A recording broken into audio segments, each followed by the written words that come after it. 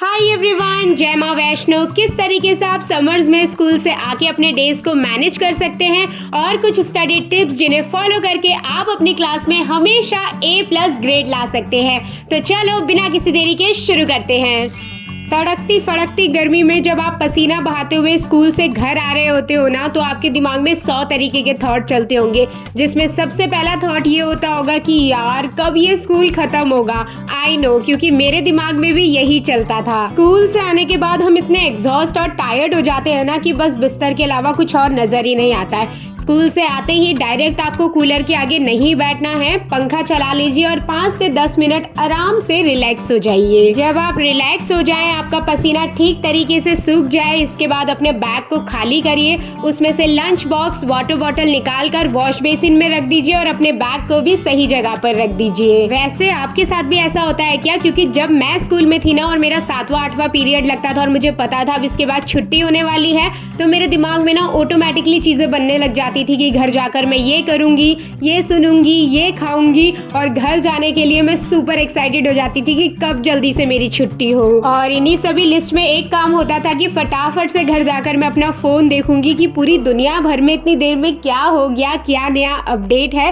तो आप बैठकर आराम से 10 मिनट फोन भी चला सकते हैं। इतना होने के बाद ना आप एक बर्फ के टुकड़े को ना टिश्यू पेपर में डालकर इस तरीके से अपने फेस पर रब कर सकते हैं। गर्मियों में ना हमें घमौरियों की बहुत ज्यादा दिक्कत होती है, तो इससे वो प्रॉब्लम सॉल्व भी हो जाएगी और इतनी तड़कती फड़कती गर्मी में ना आपको थोड़ी सी ठंडक भी मिलेगी। मुझे तो हैबिट है तो मैं डायरेक्ट भी अप्लाई कर लेती हूँ, लेकिन आपको टिश्यू पेपर के साथ अप्लाई करना है। अब आपको 15 से 20 मिनट हो चुके हैं स्कूल से आए हुए, तो आप लोग शावर लेने के लिए रेडी हैं। गर्मियों में ना कॉटन के खुले खुले कपड़े ही पहनने का कोशिश करिए। शावर लेने के तुरंत बाद यूनिफॉर्म उतारकर आप अपनी मम्मा को वॉश करने के लिए दे दीजिए, और अगर खुद वॉश कर सकते हैं तो इससे बढ़िया क्या ही बात है। अगर यूनिफॉर्म आप वॉश नहीं भी करते हैं ना, तो अपने छोटे मोटे आइटम जैसे कि हैंकी और सॉक्स को तो आप खुद ही वॉश करा करिए। नहाने के बाद ना आप पाउडर लेकर अपने नेक पर, फोरहेड पर और बैक पर लगा लीजिए, क्योंकि गर्मियों में जो घमौरियां होती है ना, उससे चिलमिलाहट मस्ती, हल्की हल्की जलन मस्ती है, तो पाउडर लगाने से आपको एक कूलिंग इफेक्ट मिलेगा और वो ठीक भी हो जाएंगे। अब हम बनाएंगे अपने लिए ठंडे ठंडे पानी से नींबू पानी।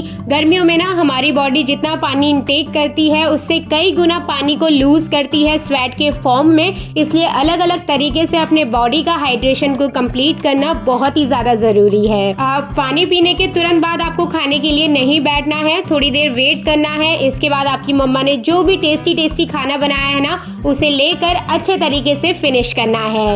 अब इसके बाद आप थोड़ी देर रेस्ट करने के लिए चले जाइए, ताकि आपका माइंड और बॉडी अच्छे तरीके से फ्रेश हो जाए और आप आगे के कामों के लिए लग जाएं।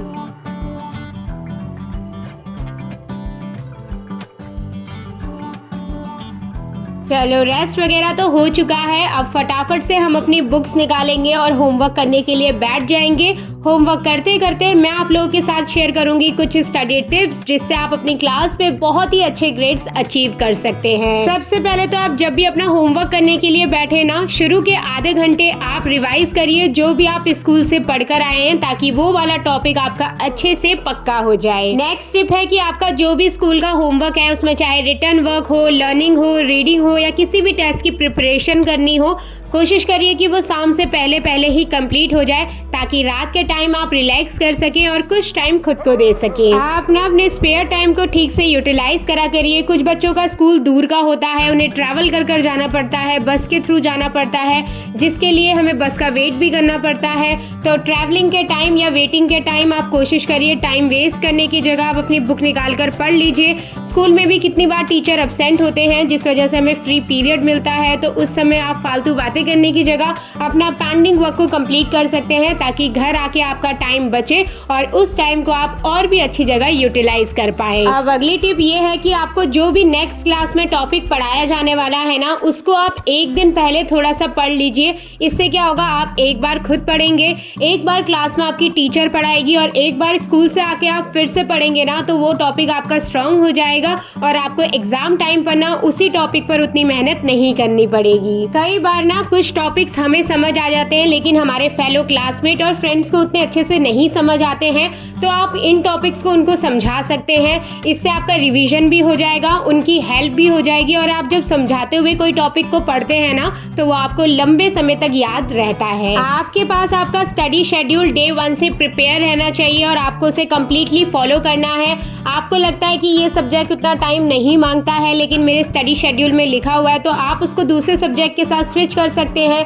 किसी दिन आपका उतना पढ़ने का मन नहीं है जितना आपने स्टडी शेड्यूल में लिखा है, तो आप थोड़ा टाइम कम पढ़ सकते हैं लेकिन आपको रेगुलर अपने स्टडी शेड्यूल के हिसाब से ही चलना है। ऑर्गेनाइज योर स्टडी मटेरियल और डेस्क ऑर्गेनाइजिंग का ना बहुत इंपॉर्टेंट रोल होता है स्टूडेंट लाइफ में। इससे आपका टाइम मैनेज रहता है, आसपास की चीजें ऑर्गेनाइज रहती है जिससे आपकी प्रोडक्टिविटी इंक्रीज होती है और हर वक्त आप पढ़ने के लिए मोटिवेट भी रहते हैं और इसी से आप सीखते हैं डिसिप्लिन जैसी बहुत ही इंपॉर्टेंट चीज। जब भी हम सेल्फ स्टडी करने के लिए बैठते हैं ना कोई प्रॉब्लम हमारे आगे आती ही है जिसको हम ऐसे ही छोड़ देते हैं कि कोई नहीं नेक्स्ट टाइम देख लेंगे और फिर भूल जाते हैं और एग्जाम के टाइम पर वही प्रॉब्लम फिर से हमारे सामने आती है लेकिन हम उसे टैकल नहीं कर पाते हैं। तो जब भी आप सेल्फ स्टडी करने बैठे ना और जो भी डिफिकल्ट पॉइंट आपके सामने आए उसकी आप लिस्ट बना लीजिए या उसे टिक कर लीजिए और नेक्स्ट डे जाकर फ्री पीरियड में टीचर के पास जाकर उसे उसी टाइम क्लियर कर लीजिए। ये ना बहुत ही छोटी छोटी स्टडी टिप्स हैं जिसे आप रेगुलर अपनी लाइफ में अडॉप्ट कर लेंगे ना तो आप बहुत ही अच्छा अपने एकेडमिक्स में परफॉर्म कर पाएंगे। चलो अब पढ़ते पढ़ते बहुत देर हो चुकी है और पेट में बहुत जोरों की भूख लग रही है। जितनी भी बुक्स आपने निकाली है उसे वापस से कल के टाइम टेबल के हिसाब से सेट करके अपने बैग में रख लीजिए। अब शाम से रात तक का टाइम हम खुद के रिलैक्समेंट के लिए देंगे। तो अभी हमने बहुत ज्यादा पढ़ा है तो अपने माइंड को रिलैक्स करने के लिए अब हम 10 मिनट मेडिटेशन करेंगे।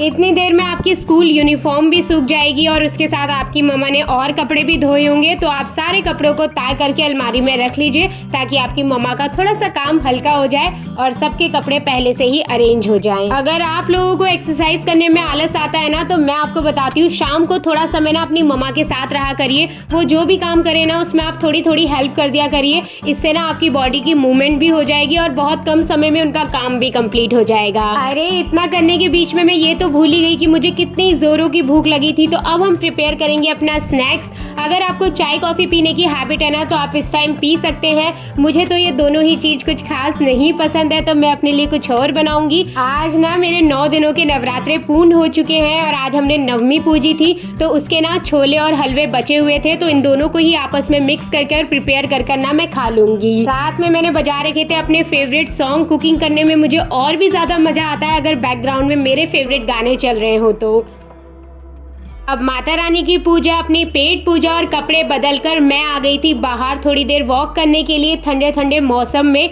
आज ना शाम से ही बारिश का मौसम हो रहा था और जब मैं वॉक कर रही थी ना हल्की हल्की बूंदें भी पड़ने लग गई थी। आप देख पा रहे होंगे कि जैसे मैं अपने घर के सामने वाले घर में गई ना वहाँ की लाइट एकदम से जल गई। शुरू में तो हम डर जाते थे, पता है कि जैसे हम इस घर से निकलते हैं लाइट खुद से जल कैसे जाती है। फिर बाद में पता चला कि ये तो सेंसर वाली लाइट है। आप बिना अपने अंदर वॉक करने की हैबिट को डेवलप करिए। आप चाहे तो डिनर के बाद भी वॉक कर सकते हैं या पहले भी कर सकते हैं, जैसा आपको टाइम लगे। मुझे ना अर्ली मॉर्निंग में और इस टाइम पर अपनी गली में वॉक करने में बहुत मजा आता है। लोग अपने घरों के अंदर होते हैं, सुनसानी हुई रहती है, स्ट्रीट लाइट जली रहती है और आज तो मौसम ने भी भरपूर साथ निभा रखा है। वॉक करके तो मैं थक गई हूँ। अब थोड़ी देर बैठ के ही हवा के मजे लेंगे। इसके बाद सीधा ऊपर चलेंगे अपनी मम्मी की डिनर में हेल्प करने के लिए।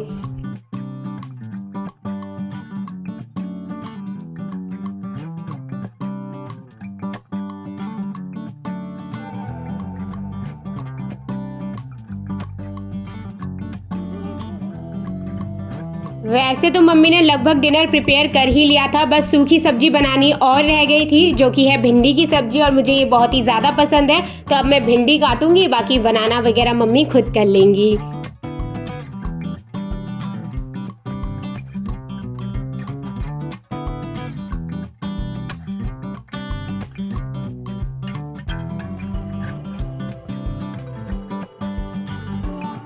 अब इसके बाद डिनर वगैरह करके आप अपने सारे नाइट के रिचुअल्स कंप्लीट कर लीजिए।